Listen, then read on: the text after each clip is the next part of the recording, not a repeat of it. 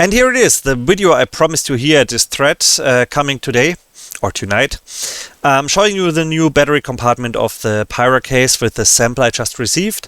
As you know, we made a few fixes to the cases simply because I had so much labor work to do with the last batch of cases. They were a bit too tight, so I had to cut some plastic here and there to make them work, which added 45 minutes at least per Pyra additional work. That's also why the assembly was so slow. Next week I'm going to Greece to resume the assembly.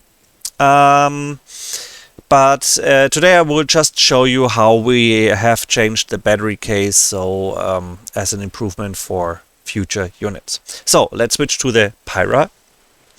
Here you go. This is actually the new sample case. What has been fixed, the most important thing is the knobs work again. This is a sample case, fully assembled, well, except for the top, of course, because I just wanted to check the dimensions on the lower side of the case. All buttons work out of the box, and most importantly, the knobs work out of the box. Because with the old case, when it was, the case was too tight, so I can't even really simulate it with this one.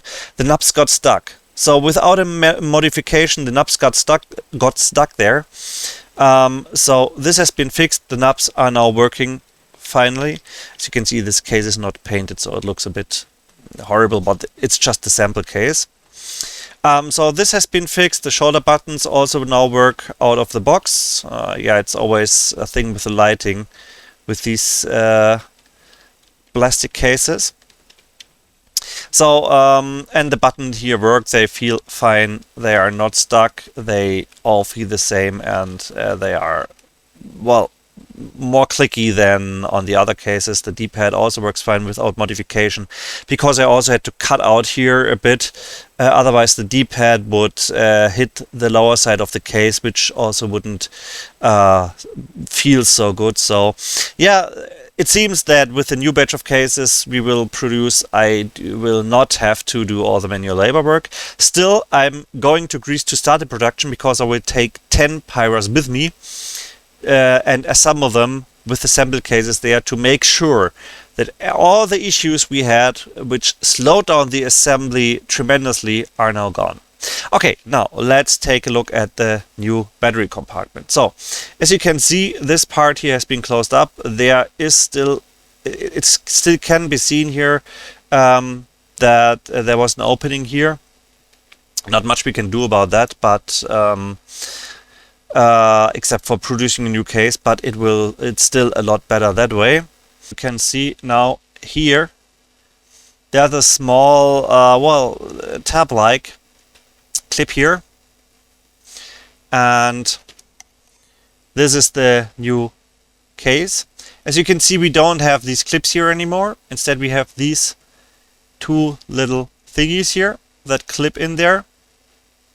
So, how does the new case here inside the Pyra work?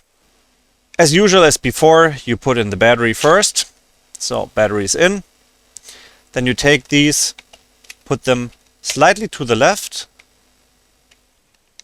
so that the clips will go in there.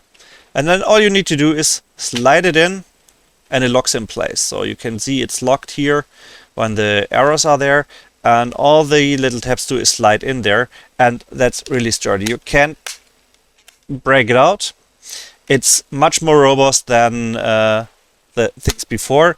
I threw it to the ground a few times, and yes, it didn't break. So yeah, that worked fine. To open it up, simply slide it open,